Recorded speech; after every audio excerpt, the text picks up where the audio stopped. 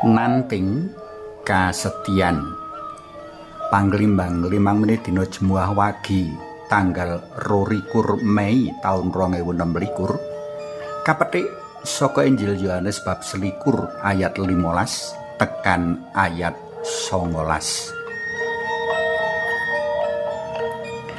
Pitakonan pananting lumrah kawenehake marang wong-wong kang ora jejeg ing prinsip utawa wong-wong kang gampang semaguh tan kapikir luwih dhisik konsekuensi tembe mburine. Ancas tujuane cetha kepingin mangerti karep sejatine wong mau. Menawa saguh ya saguh, menawa ora saguh ya tampien. Ora iya nanging ing tundhone blenjo.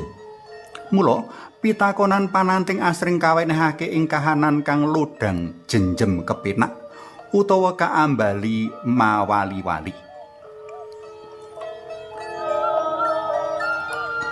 Pitakonan saemper pratelan cecala ing waosan dina iki kaajokake dening Gusti Yesus marang salah siji murid kinasih dalem Santo Petrus.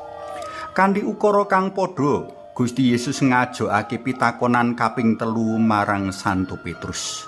Petrus, anake Yonas, apa kowe tresnane aku luwih tinimbang wong-wong iki?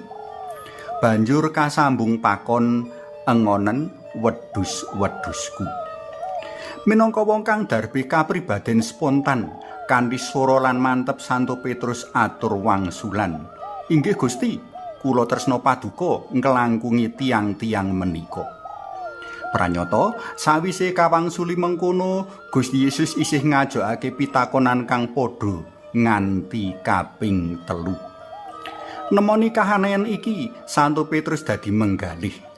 Apa Gusti Yesus wis suda pamireng ya kok nganti ngajokake pitakonan kaping 3. Kamangka anggonku semaur ya wis sura terwaca. Nanging ana penggalih liyane sing ndadekake Santo Petrus kaget keduwung.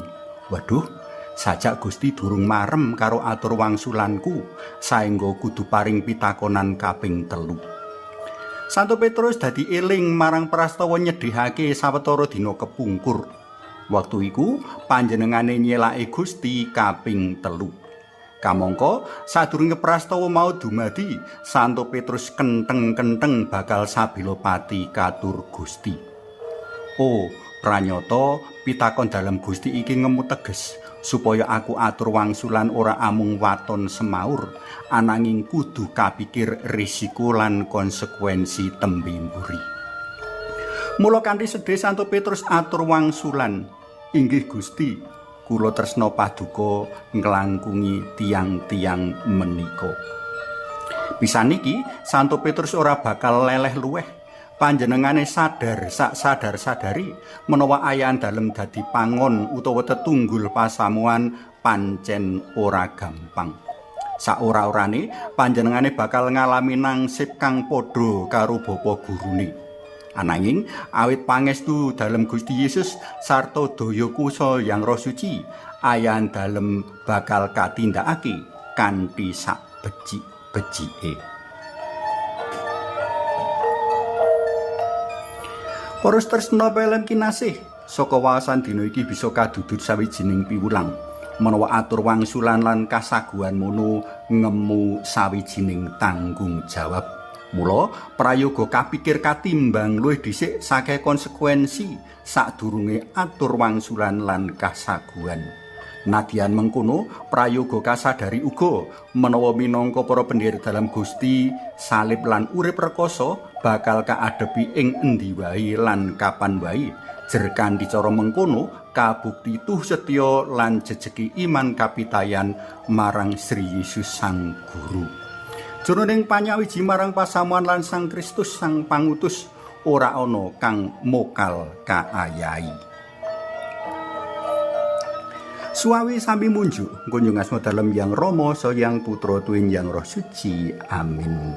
Rawuh roh ingkang murba neguhaken manah kawula ingkang miyar-miyur ing satengahing cobilan sarusiku ayatan iman kapitayan. Mugi awit saking daya panglipur paduka kawula tansah saged tumindak lurus, leres lan wicaksana selaras kalian karsa dalem. Amin. Kunjung asma dalem yang Rama, so yang Putra, tuwin yang Roh Suci. Amin.